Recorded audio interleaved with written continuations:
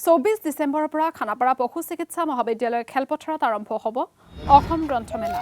অসম প্ৰকাশন পৰিষদ, সদৌসম পুথি প্ৰকাশন আৰু বিক্ৰেতা সন্থাৰ উদ্যোগত অনুষ্ঠিত হ'ব এই গ্ৰন্থমেলা। 14 দিনীয়াকৈ অনুষ্ঠিত হ'ব লগা এই গ্ৰন্থমেলাৰ সামৰণি পৰিব 6 জানুৱাৰী। এই গ্ৰন্থমেলাৰ শুভ উদ্বোধন কৰিব মুখ্যমন্ত্ৰী ডক্টৰ হিমন্ত বিশ্ব শৰ্মা আৰু শিক্ষামন্ত্ৰী ডক্টৰ অনুজ পেগুৱে। আজি গ্ৰন্থমেলাৰ লাইখুটা স্থাপন কৰে আৰক্ষী আয়ুক্ত পাৰ্থসাৰথী মহন্তই। এতিয়ালৈকে 120খন বিপণীয়ে যোগাযোগ কৰিছে বুলি জানিবলৈ দিয়ে আয়োজক সমিতিয়ে। অসমীয়া কিতাপৰ সমাদৰ এতিয়াও আছে। আমি যিটো ধৰণে ভাবোঁ তেনেকুৱা নহয়। আমাৰ এতিয়াও মানুহে কিতাপ ভাল পায়, লিখে আৰু পঢ়ে। সেইটো খুব ডাঙৰ কথা। সেইকাৰণে প্ৰতি বছৰে নতুন নতুন অভিলেখ হয়। যোৱা বছৰ ইয়াত প্ৰায় 6-7 লাখ মানুহ এই গ্ৰন্থমেলালৈ আহিছে আৰু 7 কোটি টকাৰ কিতাপ বিক্ৰী হৈছে। এয়া সৰু কথা নহয়।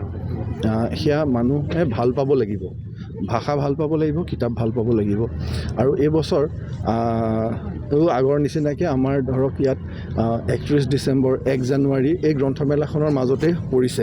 নতুন বছৰ বুলি যিটো আমি এবাৰ বাহিৰলৈ যোৱাৰ যিটো আমাৰ এটা প্ৰৱণতা আছে বা যিটো আমাৰ কালচাৰ আজি আছে, সেই বস্তুটো যদি আমি গ্ৰন্থমেলাখনৰ ক্ষেত্ৰত কৰোঁ, বাহিৰলৈ যোৱাও হয়, ল'ৰা ছোৱালীখিনিক আমি এটা নতুন অভ্যাস দিয়াও হয়।